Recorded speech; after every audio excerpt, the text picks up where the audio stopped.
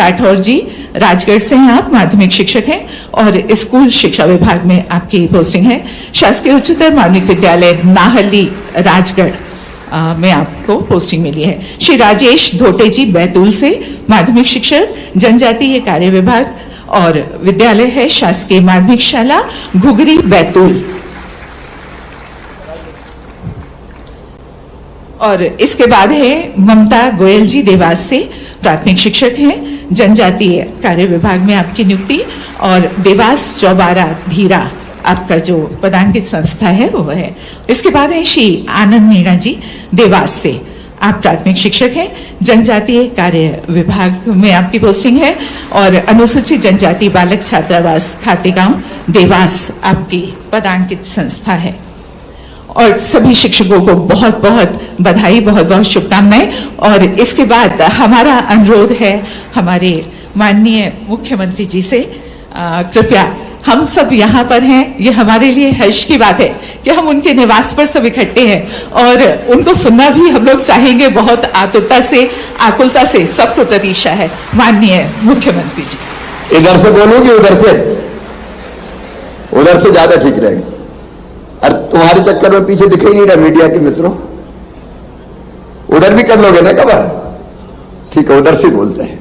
भारत माता की, भारत माता की, भारत के सभी गुरुजनों की और नवनियुक्त गुरुजनों की आपसे आपकी जय बुलवा दी मैंने।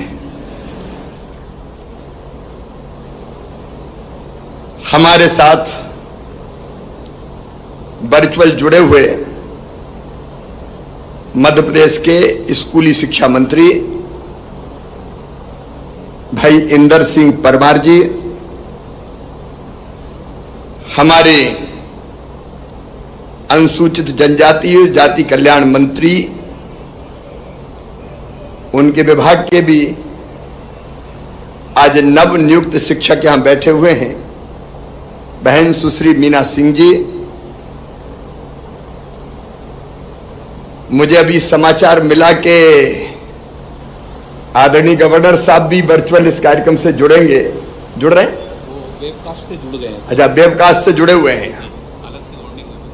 तो गवर्नर साहब का भी ताली बजा के स्वागत करें। हमारे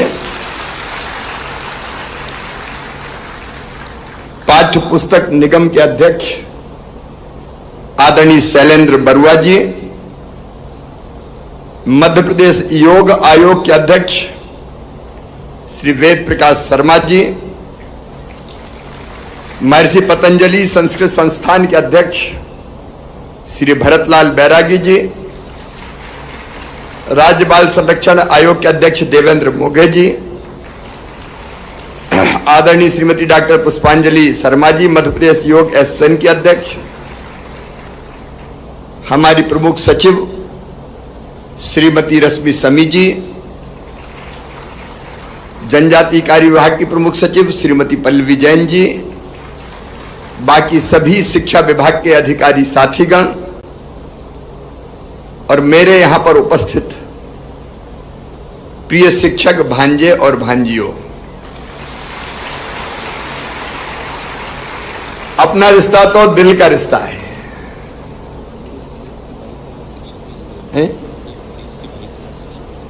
22,000 हमारे नवनियुक्त शिक्षक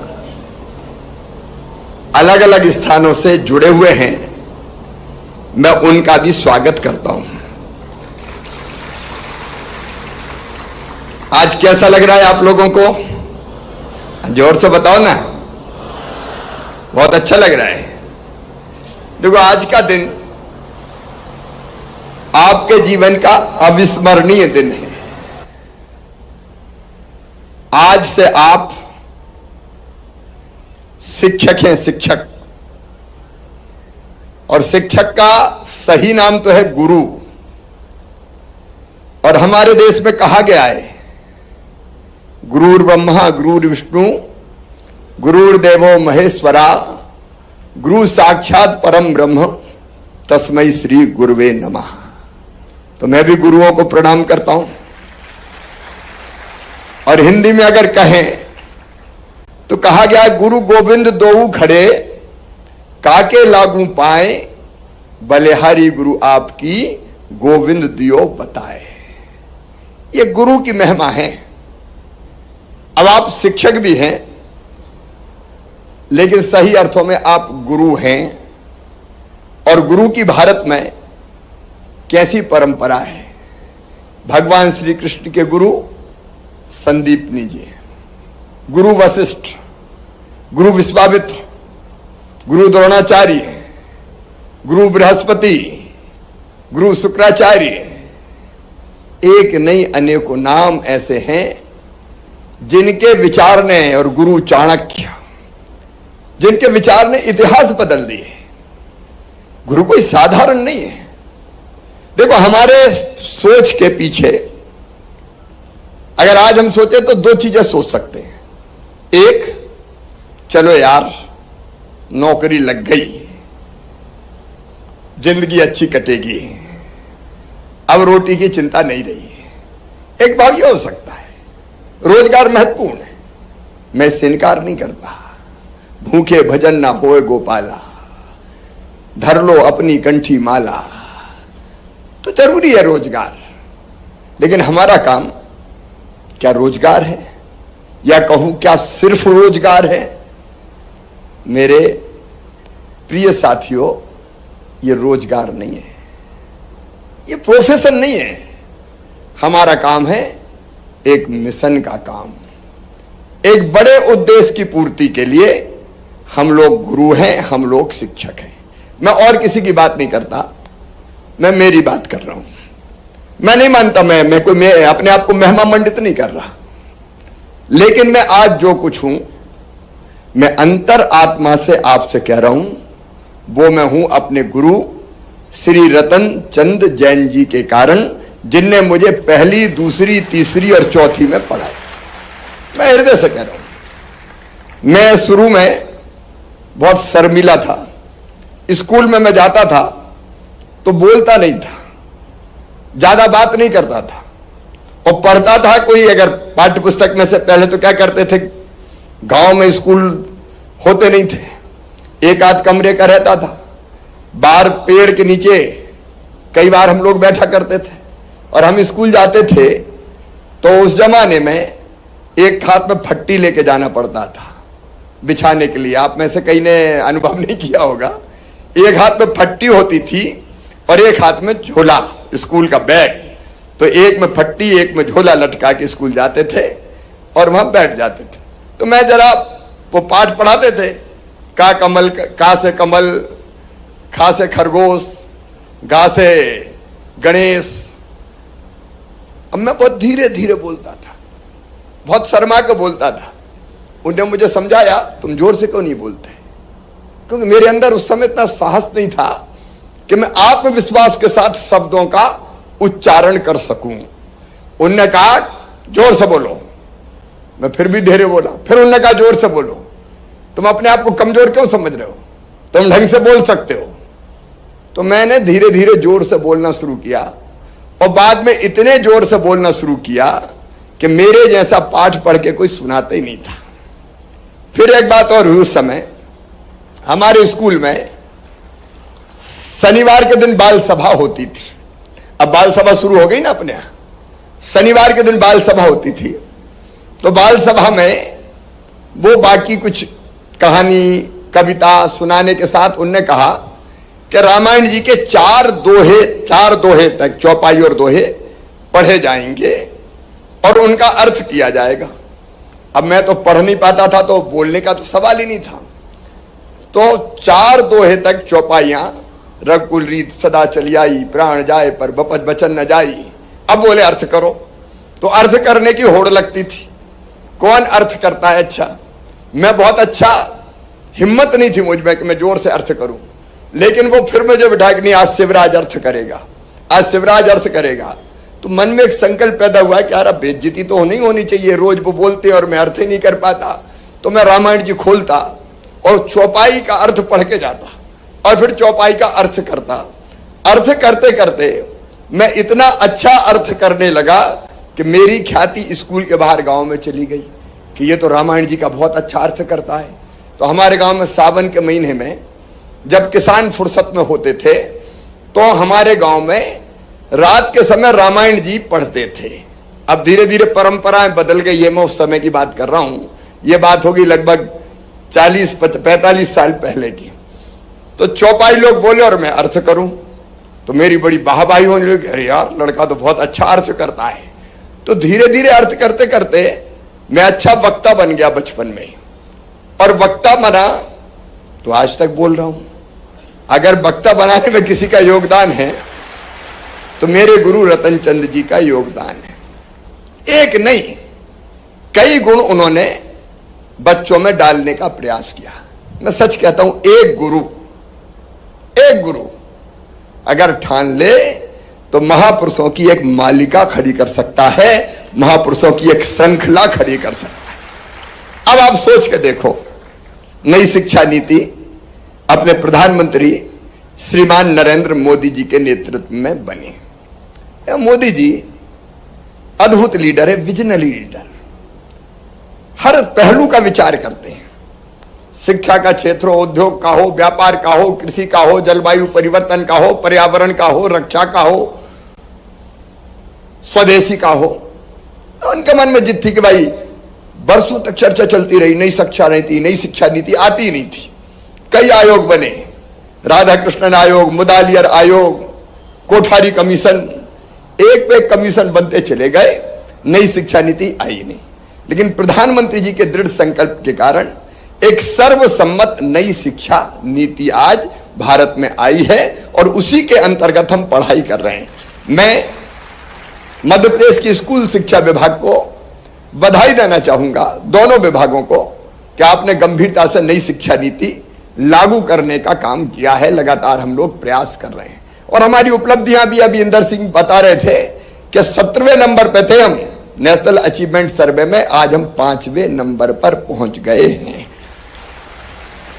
लेकिन मैं एक गहराई से आपसे बात कर रहा हूं। एक, ठीक है फॉर्मली पढ़ाना है तो पढ़ाते जाओ, जैसे तैसे 10 से 5 स्कूल का समय काटा और फिर कब भग लें। एक भाव तो ये होता है कि ठीक है यार, अब आजीविका का सवाल है तो पढ़ाते रहते हैं। एक भाव तो ये हो सकता है। एक ये हो सकता है कि मुझे जीवन में, देखो कितने बच्चों ने परीक्षा दी शिक्षक के लिए, लाखों बच्चों ने परीक्षा दी। लाखों में से आप कुछ हजारों लोग, आज 22,400 आज चुन के नियुक्ति पत्र प्राप्त कर रहे हैं।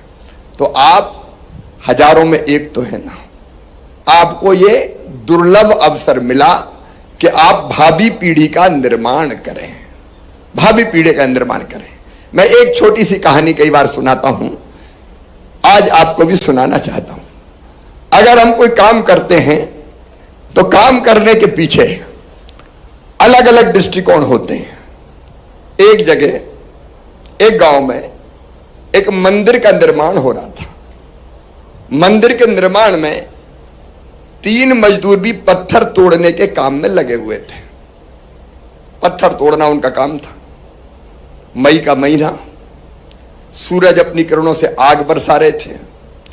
3 मजदूर तपती दोपहरी में पत्थर तोड़ रहे थे, पसीना बह रहा था, हाल बेहाल हो रहे थे, पत्थर तोड़ रहे थे। एक साधु उस गांव से गुजरे। गुजरते गुजरते जब उन्हें पत्थर तोड़ते हुए 3 लोगों को देखा तो ठिठक कर रुके और पहले साधु के पास पहुंचे, पहले मजदूर के पास पहुंचे। उससे पूछा, भाई क्या कर रहे हो? तो मजदूर ने घूर के देखा, सिर उठा के, गुस्से से चेहरा तमतमाया गया। बोले, आंख फूट गई है, दिखता नहीं है, किस्मत फूट गई है तो पत्थर फोड़ रहा हूं। आ गया पूछने, गर्मी में फोड़ रहा हूं, अब पूछ रहा है, दिखा नहीं रहा तुझे? बेचारे बाबा आगे बढ़ गए। दूसरे मजदूर से पूछा, भाई क्या कर रहे हो? तो उसका चेहरा अपेक्षाकृत शांत था। उसने कहा कि बाबा, दुनिया में आए हैं तो जीना ही पड़ेगा, इसलिए पेट भरने के लिए मजदूरी कर रहा हूं। बाबा आगे बढ़ गए। तीसरा मजदूर मिला। बाबा ने उससे भी सेम सवाल पूछा कि क्या कर रहे हो भाई? तो उस मजदूर का चेहरा आनंद और प्रसन्नता से दमक रहा था। पसीने की बूंदें थी लेकिन होठों पे मुस्कान थी। उसने कहा, बाबा देख नहीं रहे, सामने भगवान का मंदिर बन रहा है और भगवान के मंदिर में जो पत्थर लगना है उन पत्थरों को तोड़ने का सौभाग्य मेरे हाथों को मिला है। मैं कितना भाग्यशाली हूं। मैं मंदिर निर्माण के लिए पत्थर तोड़ रहा हूं। अब काम 1 और भाव 3, किस्मत फूट गई, जी नहीं पड़ेगा या भगवान का मंदिर बन रहा है। अब आप सोच के देखो 3 में से आपका दृष्टिकोण कौन सा होना चाहिए? 1, मर गए कहां फेंक दिया, सिंगरौली जिले में कर दिया, हे भगवान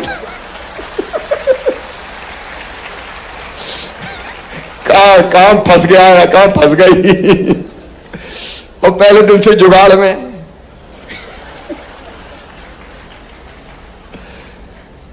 तो एक दृष्टिकोण यह हो सकता है और एक तीसरा दृष्टिकोण है, मुझे को दुर्लभ मौका मिला है तो अब मेरा काम है ऐसे बच्चे खड़े कर दूं जो दुनिया में छा जाएं, देश में छा जाएं, प्रदेश में छा जाएं। और मैं एक बात आपको बताऊं, बच्चे गीली माटी के लोंदे होते हैं।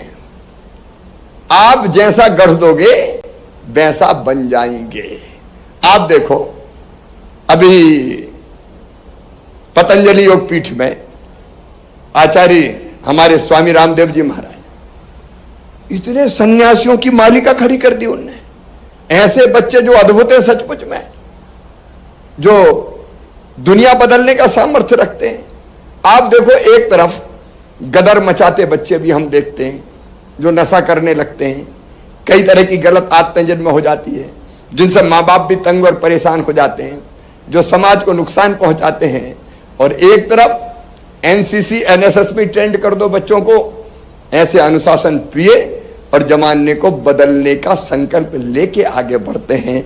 अब जैसा चाहोगे वैसा बन जाएंगे। लेकिन एक बात देखो, मैं कोई भाषण नहीं दे रहा, मेरे मन में जो आ रहा है वो तो मैं आज आपसे कह रहा हूं और अंतरात्मा से कह रहा हूं। अगर आपको बच्चों को बदलना है, पहली शर्त आपको स्वयं को बदलना पड़ेगा। देखो हमारा चरित्र अगर ऐसा होगा जो दूसरों के लिए उदाहरण बन सके तो हमें लोगों को बदलने का सामर्थ्य होगा। एक और छोटी सी कहानी, बोर तो नहीं हो रहे ना, बोर तो नहीं हो रहे। एक और छोटी सी कहानी, गांधी जी के पास एक मां पहुंची बच्चे को लेके और कहा बापू ये बहुत गुड़ खाता है, इसको मना करो कि ये गुड़ नहीं खाए। तो गांधी जी ने कहा कि आज नहीं, कल लेके आना। वो कल लेके आई। फिर गांधी जी ने कहा नहीं आज भी नहीं, तुम कल लेके आना। 5-6 दिन गांधी जी कहते रहे कल लेके आना, कल लेके आना। और शायद 5वें 6वें दिन जब वो बेटे को लेकर पहुंची तो बापू उनका बेटा ज्यादा गुड़ खाना ठीक नहीं होता, गुड़ मत खाया करो, ज्यादा गुड़ मत खाया करो। तो आश्चर्य हुआ मां को, इतनी सी बात थी, पहले दिन क्यों नहीं कहा? तो गांधी जी ने उत्तर दिया कि मेरी बहन मैं खुद ही गुड़ खाता था। अगर मैं खुद खाता और इससे कहता मत खा तो मेरी बात का कोई असर नहीं पड़ता, इसलिए पहले मैंने खुद गुड़ खाना छोड़ा, तब आज आत्मविश्वास के साथ कह रहा हूं कि बेटा गुड़ मत खाना। हम बच्चों को कहें सत्य बोलो और हम रोज झूठ बोले, बच्चे मानेंगे क्या? हम कोई अच्छी आदत सिखाएं, हम कहें नशा मत करो और पता चला बच्चों के सामने थोड़ी बहुत तंबाकू कटक ली, या कोई धूम्रपान करते हुए बच्चे ने देख लिया, तो बता कोई असर पड़ेगा क्या? नहीं पड़ सकता। हम पहले स्वयं के लिए गुरु बनने का संकल्प लें। स्वयं हम अगर बन गए तो मेरा दावा है हम बच्चों को बना देंगे और भारत को बनाने में आपका, मध्य प्रदेश को बनाने में आपका सबसे बड़ा योगदान होगा। आप आचरण से सिखा सकते हो, आप भाषण से नहीं सिखा सकते। और इसलिए मेरे प्रिय, मैं बहुत प्रिय कह रहा हूं क्योंकि गुरु हो इसलिए भांजे भांजी बार बार कहना मुझे अच्छा नहीं लगता, लेकिन आप मुझे बहुत प्रिय हो इसलिए कि बाकी काम और आपके काम में जमीन आसमान का अंतर है। आप नया भारत गढ़ोगे, आप नया मध्य प्रदेश के कौन इंसान। अगर आपने अच्छे इंसान गढ़ दिए, मेहनती, चरित्रवान, ईमानदार, कर्मठ, परोपकारी, देशभक्त, अगर ऐसे बच्चे गढ़ दिए तो बताओ भारत बनेगा कि नहीं बनेगा? अरे बनेगा कि नहीं बनेगा? भारत बन के खड़ा हो जाएगा। स्वामी विवेकानंद ने कहा था कि शिक्षा ऐसी जो मनुष्य को मनुष्य बना दे। और मनुष्य को मनुष्य बनाने का मतलब जो मैंने कहा, चरित्रवान, ईमानदार, कर्मठ, समाजसेवी, परोपकारी, देशभक्त, वो मनुष्य है। जो पशुवत आचरण करे उसको मनुष्य हम कह सकते हैं क्या? शंकराचार्य जी महाराज ने कहा शिक्षा वो जो इस लोक में भी और परलोक में भी मुक्ति दे। अब शिक्षा की बहुत व्यापक परिभाषा में मैं नहीं जाता। शिक्षा के सामान्यता 3 उद्देश्य होते हैं। नंबर 1 ज्ञान देना, नंबर 2 कौशल देना, और नंबर 3 नागरिकता के संस्कार देना। ज्ञान देने का मतलब है पीढ़ियों से जो संचित ज्ञान है उसको अगली पीढ़ी को आप ट्रांसफर कर दो। इतिहास का, भूगोल का, विज्ञान का, उसको आप दे दो। ये काम अक्सर हम करते हैं, पढ़ाते हैं अलग अलग विषयों पर। तो ये तो है ही प्राइमरी काम। लेकिन ज्ञान देने के साथ साथ दूसरा काम है कौशल देना, मतलब उसको इतना कुशल बनाना कि पढ़ने के बाद रोजगार के लिए दर दर की ठोकर ना खाना पड़े, वो इतना समर्थ बन जाए कि अपनी आजीविका चला सके। और इसलिए प्रधानमंत्री जी ने नई शिक्षा नीति में व्यवसायिक शिक्षा का भी प्रावधान किया, और हमने तय किया कि 6वीं क्लास से हम व्यवसायिक शिक्षा भी देना धीरे धीरे प्रारंभ करेंगे, और अलग अलग ढंग से उसको ऐसा बनाना जिससे कौशल उसके हाथों में हो। और तीसरा है नागरिकता के संस्कार, जो मैंने पहले बता दिया, दोहराने की जरूरत नहीं है कि कैसे नागरिक हमको चाहिए। अच्छे गुण हो उसमें, कई चीजें मैंने बताई, लेकिन एक गुण और सिखाना, लैंगिक समानता, बेटियों के प्रति आदर का भाव, इज्जत का भाव, एक अलग तरह का दृष्टिकोण पैदा करने की कोशिश करना। क्योंकि कई बार हम समझते हैं कि वो तो द्वयम दर्जे की है। मैं बहुत विस्तार में नहीं जा रहा, मेरा भाव आप समझ गए होंगे। स्त्री पुरुष, बेटा बेटी समान है दोनों, और इसलिए उनके प्रति कैसे हम आदर का भाव रख सकते हैं। तो हम अच्छे नागरिकता के गुण, और वो हो सकता है बाल सभाओं से। हमने अपनी पाठ्य पुस्तकों में प्रावधान अब कर दिया, पहले नहीं था। अब पहले तो अजीब अजीब घटनाएं हुई है। जैसे एक जमाने में लिखा था गा गणेश का, तो एक उस जमाने में जब दूसरी सरकारें होती थी उन्हें आई, ये गणेश तो सांप्रदायिक शब्द है, कैसे नाम ले सकते स्कूल में, तो उन्होंने करवा दिया गा गधे का, गणेश से गधा करवा दिया। मेरा ये कहना है कि हम अपनी पाठ्य पुस्तकों में हमारे जो संस्कार है, हमारी जो संस्कृति है, हमारी जो परंपरा है, हमारे जो जीवन मूल्य है, उनकी शिक्षा को भी सम्मिलित कर रहे हैं। और बाल सभा या ऐसी एक्टिविटीज को मैं बहुत महत्वपूर्ण मानता हूं, जो बिना कुछ कहे कुछ चीजों के माध्यम से बच्चों में अच्छे गुणों का प्रवेश करा दे। महापुरुषों की कहानियां और गाथाएं उनको महापुरुष के गुण अपने अंदर वो ले, इसके लिए प्रेरित करती है। और इसलिए मेरे प्रिय साथियों, सोच के आज जाना कि अगर शिक्षक बने हैं तो अब जीवन सार्थक करेंगे, दूसरे की जिंदगी बना के अपना जीवन सार्थक करेंगे।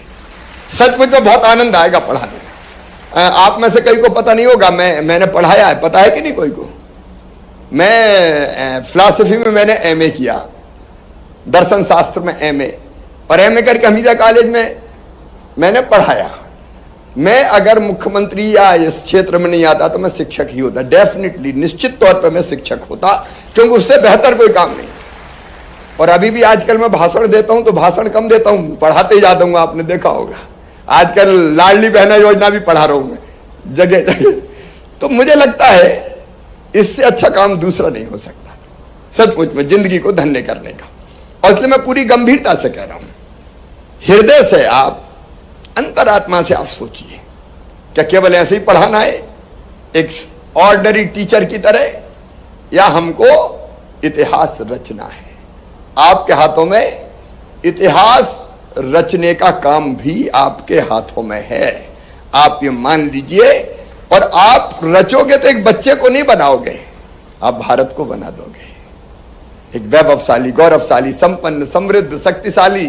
और अपना प्रदेश मध्य प्रदेश, जिसका गीत हमने गाया, पहले अपने प्रदेश की कोई पहचान ही नहीं थी, कोई गीत ही नहीं था। ये गीत, मैं मुख्यमंत्री बना तो कई तरह की चीजें की, मैंने गीत भी बनाया कि मध्य प्रदेश का गीत तो बनाओ, ताकि हमारे मन के अंदर गौरव पैदा हो अपने मध्य प्रदेश के लिए। मैं बहुत विस्तार में नहीं जाऊंगा, क्योंकि प्रधानमंत्री जी का भी संदेश हमको सुनना है, लेकिन आप हो दूसरों का जीवन बनाने के लिए और उसके माध्यम से राष्ट्र के निर्माण के लिए, प्रदेश बनाने के लिए। अगर आपने वैसे विद्यार्थी तैयार कर दिए जो चरित्रवान, ईमानदार, कर्मठ हो, तो नया संसार रच देंगे, सचमुच में नया संसार रच देंगे। एक चाणक्य ने चंद्रगुप्त पैदा कर दिया, संदीपनी ने कृष्ण पैदा कर दिया, विश्वामित्र जी ले गए भगवान राम को और सारे अस्त्रों शस्त्रों की शिक्षा दे डाली। एक गुरु सब बदल सकता है, बदल डालो मेरे मित्रों, बदल सकते हो। सचमुच में आपका जीवन धन्य हो जाएगा। अरे जीवन है काहे के लिए? देखो, एक और प्रसंग मुझे बार बार याद आता है, अभी फिर याद आ गया, जो मैं सोचता हूं। कई बार मैं दो चीजें सोचता हूं।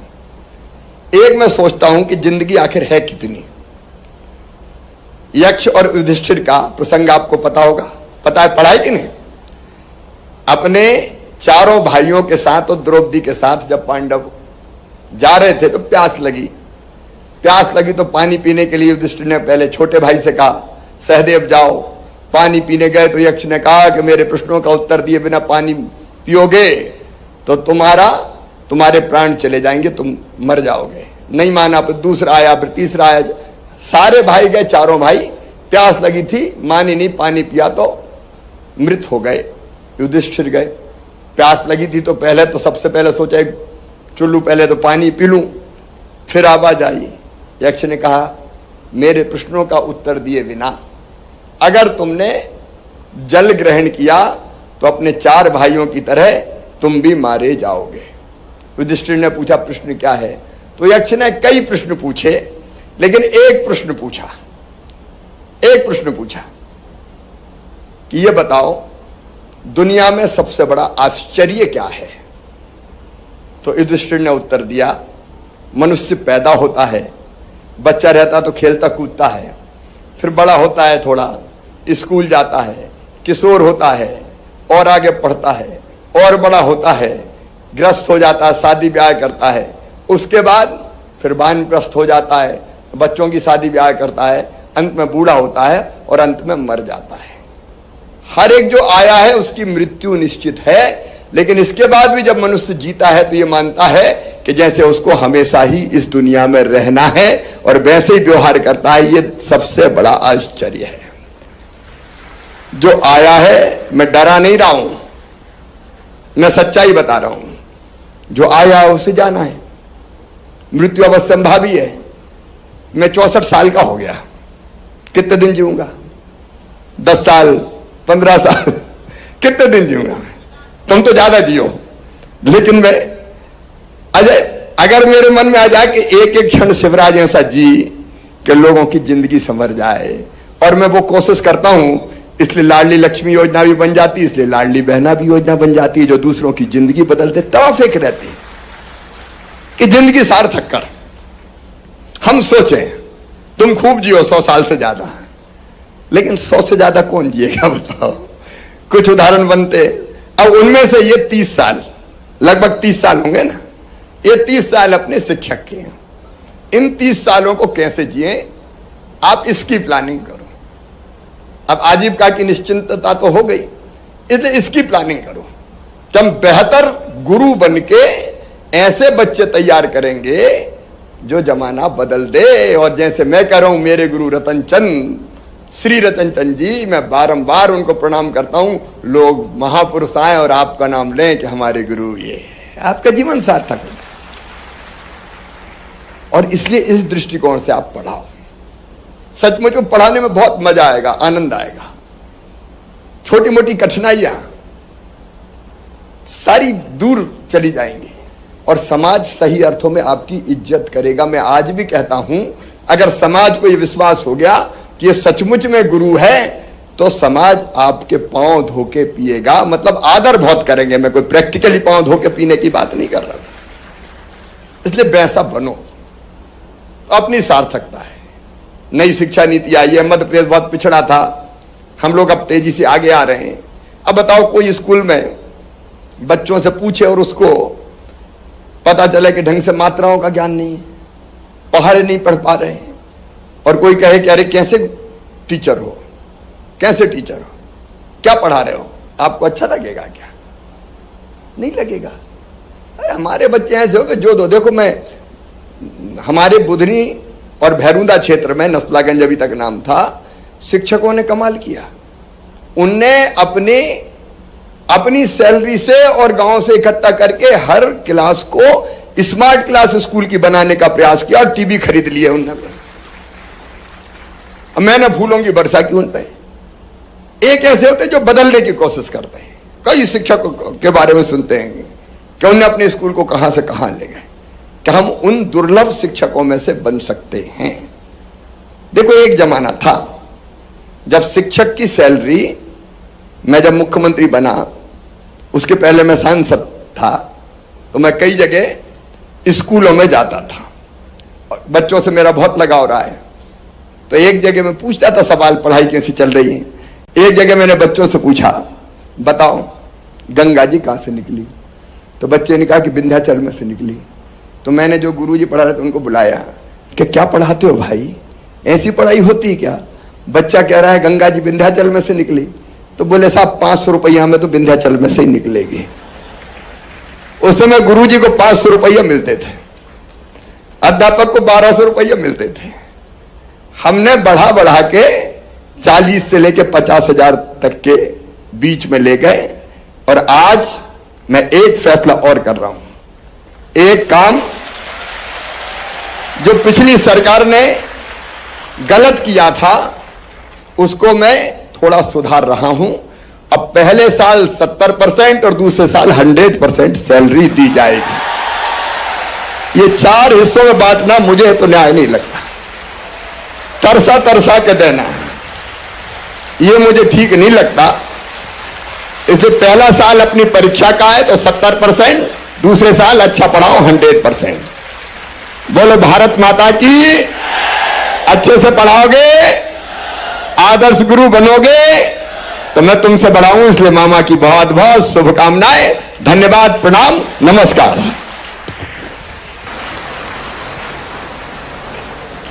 अब माननीय प्रधानमंत्री जी का संदेश। बहुत बहुत धन्यवाद माननीय मुख्यमंत्री।